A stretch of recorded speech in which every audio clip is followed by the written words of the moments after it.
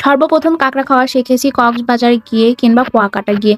সেখানে কাঁকড়াকে এত সুন্দরভাবে ফ্রাই করে দিয়েছিল যেটা কাঁকড়া না চিংড়ি সেটা বোঝার উপায়ই ছিল না। এটা এত বেশি মজা লেগেছে। আজকে আমি সেই ট্রিক্সই আজকে মজা করে কাঁকড়া ফ্রাই করে দেখাবো আপনাদের সাথে। এটা এত মজা হয়, একবার খেলে বারবার খেতে ইচ্ছা হবে। আসসালামু আলাইকুম, কেমন আছেন সবাই? আলহামদুলিল্লাহ আমরা অনেক বেশি ভালো আছি। তো আজকে আমি বেশ কিছু সুন্দর বনের কাঁকড়া নিয়েছি। এগুলো কিন্তু চাষ করা কাঁকড়া না। আর এই কাঁকড়াটা খেতে মিষ্টি হয় চিংড়ির মতো অনেকটা। এটা অবশ্য পাওয়া যায় না, বাট আমি যেকোনোভাবে আরকি ম্যানেজ করেছি। তো এটা আমি সুন্দর মতো হলুদ লবণ দিয়ে মাখিয়ে রাখবো। মানে চিংড়ি আরকি যেভাবে ফ্রাই করে নেন ঠিক সেভাবে। চিংড়ি যেভাবে রান্না করেন কাঁকড়াটা ঠিক সেভাবে রান্না করে নিতে হবে। প্রথমে আমি ভাবতাম কাঁকড়া আমাদের জন্য খাওয়ার নিষেধ, এজন্য আমি খেতাম না, কিংবা এটা আমার রুচিতেও আরকি ওভাবে হতো না। এই যে আমি আজকে ফার্স্ট টাইম রান্না করছি, তাও কিন্তু অরিজিনালি রান্না করছিলাম। পরে রান্না করার পরে দেখলাম যে এটাতে একটু গন্ধ নেই, একদম চিংড়ির মতো। তখন আমার খেতে রুচি হয়েছে, তাই আমি খেয়ে নিয়েছি। আর যখন রেস্টুরেন্টে কিংবা কক্সবাজারে গিয়েছিলাম, তারা রান্না করে সুন্দর মতো পরিবেশন করেছিল, ওটা দেখেই খেতে ইচ্ছা করে। আসলে হাতে করে রান্না করলে যে জিনিসের রুচি আর কি কমে যায় আমার কাছে। মানে আমি অনেক জিনিস আছে হাতে করে রান্না করলে খেতে পারি না। ঠিক তেমনই কাঁকড়াটাও আজকে রান্না করছিলাম আর ভাবছিলাম এটা খেতে পারবো কিনা, কিন্তু এটা রান্নার পরে এত মজা লেগেছে যে আমি আবারও কিনে রান্না করে খাবো। তো আমি এখন কড়া করে চিংড়ির মতো করে কাঁকড়াটা ভেজে নিচ্ছি আর কি, যেটাকে বলে ডিপ ফ্রাই। মানে অর্ধেক প্রায় সেদ্ধ হয়ে যাবে, যেন কাঁচা স্মেলটা না থাকে।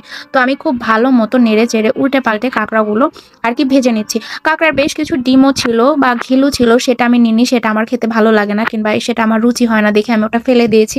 বাট অনেকে বলে এটাই নাকি খেতে অনেক বেশি মজা। যেমন চিংড়ির মাথার যে ঘিলু আছে, আমরা যখন বাগেরহাট থাকতাম তখন আর কি ওই চিংড়ির ঘিলুটা আর কি বিক্রি করতো। আর মূলত আমার এই ভিডিওটাও বাগেরহাটেরই তখনকার। এই কাঁকড়াগুলো সেখান থেকে আর কি আমি পেয়েছিলাম, আমাকে গিফট করা হয়েছিল। তো তখন আমি এটা রেসিপিটা করেছিলাম। তো এই যে আমি হচ্ছে সুন্দর মতো বাটা ঘষা করে নিয়েছি। এখানে হচ্ছে পেঁয়াজ বাটা, আদা বাটা, রসুন আর কি মাংসের মধ্যে যত বাটা আছে সব বাটাই হচ্ছে বেটে নিয়েছি। সবকিছু দিব আর কি, মাংসের মতো করেই আমি কাঁকড়াটা রান্না করব। মশলাপাতি খুব বেশিও দিব না, আবার কমও দেবো না, যেহেতু একটু ফ্রাই টাইপের হবে এটা। আমি ইন্ডিয়াতে অনেককে দেখেছি কাঁকড়া দিয়ে শাক রান্না করে খেতে, কিংবা দেখেছি ঝোল খেতে। বাট আমাদের বাংলাদেশের মানুষ এমনিতেই মুসলমানরা কাঁকড়া খুব কমই খায়, তবে এখন অনেকে কিন্তু খাওয়া শিখে গেছে।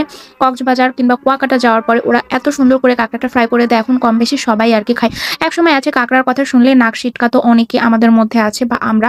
বাট এখন আলহামদুলিল্লাহ এটা যখন থেকে শুনেছি চিংড়ি খাওয়া আর কাঁকড়া খাওয়া নাকি মাকরুহ, দুটাই আর কি আমরা খেতে পারবো।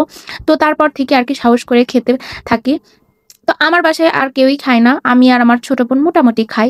আর সর্বপ্রথম আমি খাওয়া শুরু করেছি। তারপর আমার ছোট বোন খেয়েছে। তো আর কি এখন মোটামুটি আমি খাই। ভালো কাঁকড়া পেলে, গন্ধ না থাকলে সেই কাঁকড়াটা আমি সুন্দর মতো রান্না করে খাওয়ার চেষ্টা করি। আর এটা যেহেতু সুন্দরবনের কাঁকড়া ছিল, এটা হচ্ছে নদীর বা সমুদ্রের কাঁকড়া। এজন্য এটাতে কোনো গন্ধ ছিল না। এটা একদমই ফ্রেশ ছিল। তাই এটাতে অত বেশি অরুচিও বাজছিল না।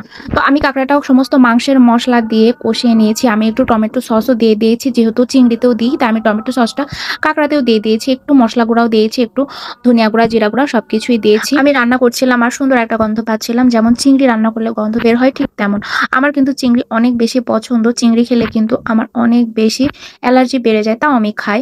কাঁকড়াটা আমি জানি না অ্যালার্জি হবে কিনা, এর আগে যতবার রেস্টুরেন্টে খেয়েছিলাম আমার তেমন অ্যালার্জি হয়নি। আচ্ছা, আমি একটু নারকেল কুড়াও দিয়ে দিচ্ছি। আমি সবসময় চিংড়ির মালাইকারিতে একটু নারকেল কুড়া দিয়ে থাকি, তাই ভাবলাম কাঁকড়াতেও একটু নারকেল কুড়া দিয়ে দিই, তাহলে টেস্টটা অনেক ভালো লাগবে। আর কি আমি খুব যত্ন সহকারে রান্নাটা করছি, যেহেতু ফার্স্ট টাইম আর একটু অরিজিনাল লাগছিল, তাই ভাবলাম সবকিছু দিয়ে সুন্দর করে রান্নাটা আর কি করবো। তো আমার ফ্রিজে বেশ কিছু পেঁয়াজের যে কলি ছিল, সেটা আপনারা কি নামে ডাকেন আমি জানি না। আমার শ্বশুর বাড়ির লোকে এটাকে বলে কালি, আমরা বলি পেঁয়াজের ফুলকি।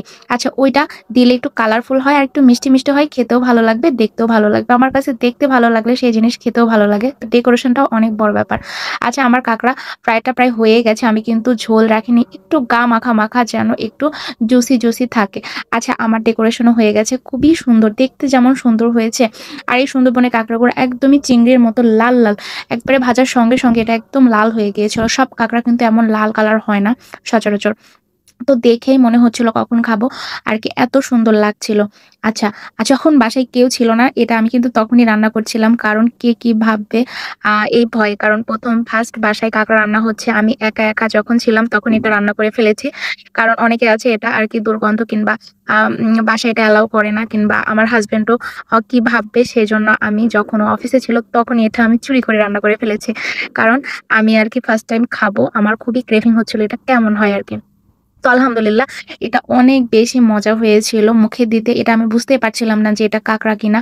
ওই যে কক্সবাজার বা কুয়াকাটা, বিশেষ করে কুয়াকাটার কাঁকড়া ফ্রাইটা আমার অনেক বেশি ভালো লাগে। ঠিক ঐরকম লাগছে। কক্সবাজারে কিন্তু সামুদ্রিক কাঁকড়াটা অত বেশি ভালো লাগে না। বাট কুয়াকাটার কাঁকড়াটা কিন্তু অনেক বেশি মজা। মিষ্টি, মিষ্টি একদম এখন চিংড়ির থেকে মতো। রেস্টুরেন্টে টাকা খরচ করে আর কাঁকড়া ফ্রাই খাবো না। কারণ এটা বাসায় রান্না করলে এত মজা হয়।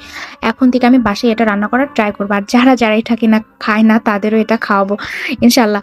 তো এই ছিল আজকের কাঁকড়া ফ্রাই রেসিপি। কেমন লাগলো সেটা কমেন্টে জানাবেন। আর বাসায় একবার হলেও ট্রাই করবেন এভাবে। আশা করি হতাশ হবেন না। তো এভাবে একবার ট্রাই করে জানাবেন। তো সবাই ভালো থাকবেন, সুস্থ থাকবেন। আল্লাহ হাফেজ।